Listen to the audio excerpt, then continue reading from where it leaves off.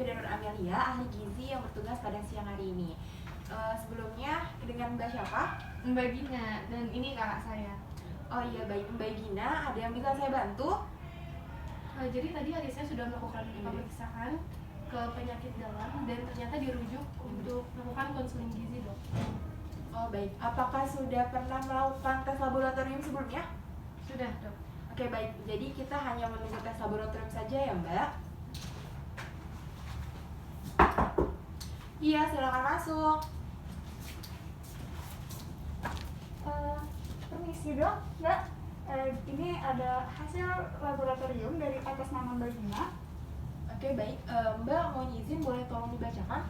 Oke, baik.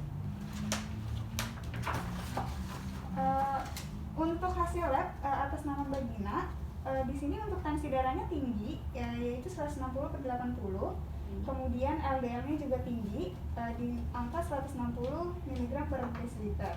Dan ada juga hasil trigliserida 220 yang artinya juga tinggi. Kemudian untuk hasil hemoglobinnya itu 10 gram per desiliter, yaitu rendah.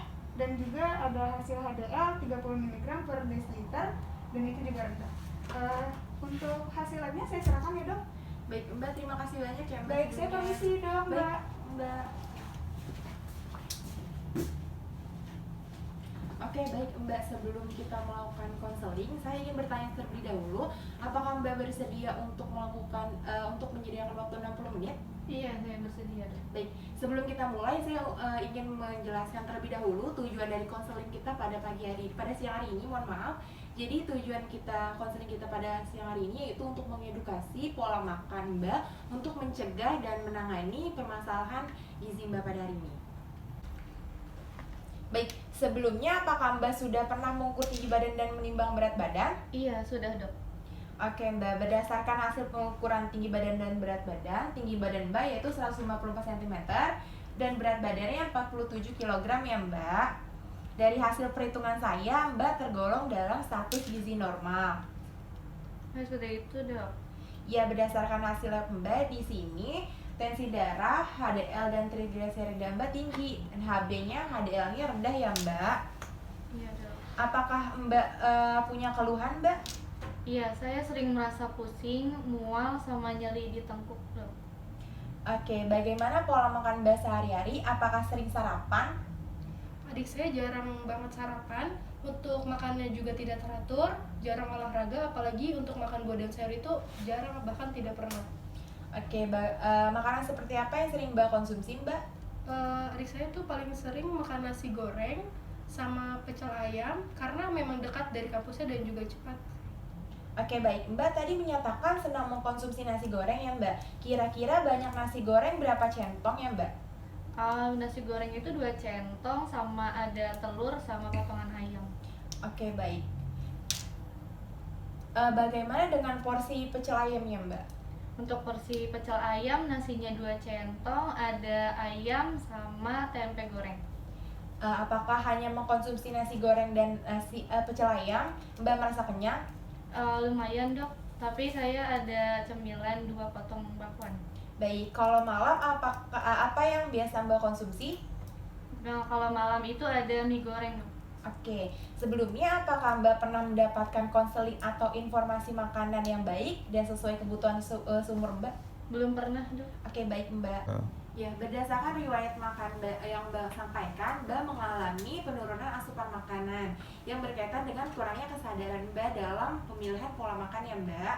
Nah, Mbak di sini ditandai dengan tekanan darah yang tinggi ya Mbak. Itu hipertensi ya dok? Nah iya Mbak, jadi mengalami hipertensi. Jadi hipertensi ini disebabkan oleh tingginya asupan natrium Mbak. Nah natrium ini bisa didapatkan dari garam, mengkonsumsi garam, bumbu penyedap, dan biasanya makanan cepat saji Mbak, seperti itu. Udah guys? Terus? Udah, keempat. Baik Mbak, bersediakah untuk menunggu saya beberapa menit untuk menghitung kebutuhan energi dan zat besi Mbak? Iya, bersedia dok. Oke, sambil menunggu Mbak mungkin di sini boleh baca-baca leaflet tentang hipertensi ya Mbak?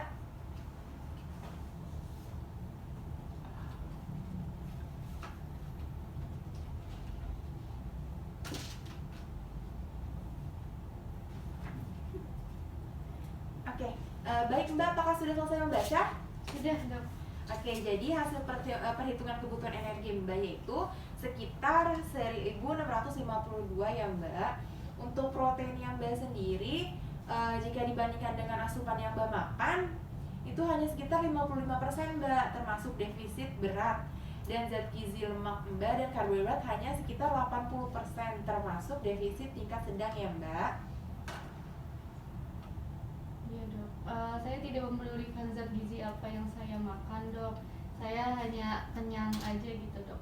Ya nggak apa, itu hal yang wajar ya Mbak dengan kesibukan yang Mbak alami. Menurut Mbak bagaimana langkah selanjutnya untuk mengatasi asupan makan Mbak yang mengalami defisit ini? Saya memperhatikan zat-zat gizi yang saya makan dok. Oke baik, apakah Mbak pernah mendengar istilah piring seimbang? Tidak pernah dok. Baik, tadi kan mengatakan cara mengatasi asupan makanan yang defisit, yaitu dengan mengkonsumsi makanan yang beragam ya Mbak.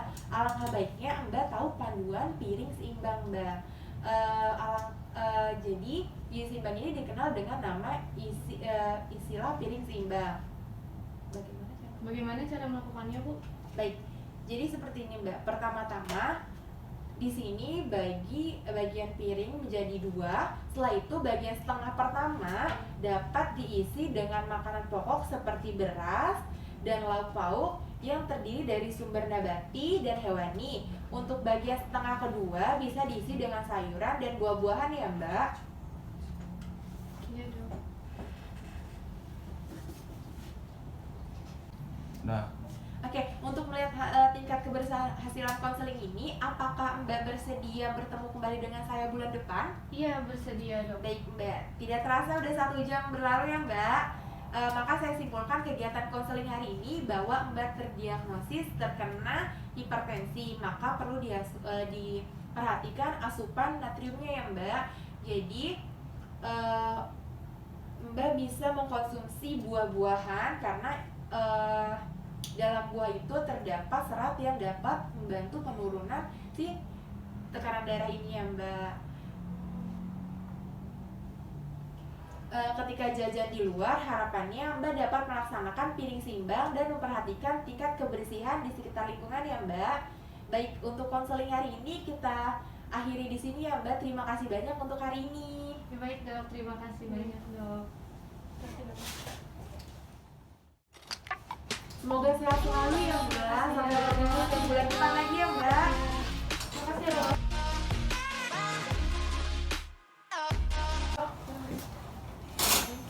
Nggak bisa di stop dulu, aku tuh sudah keluar.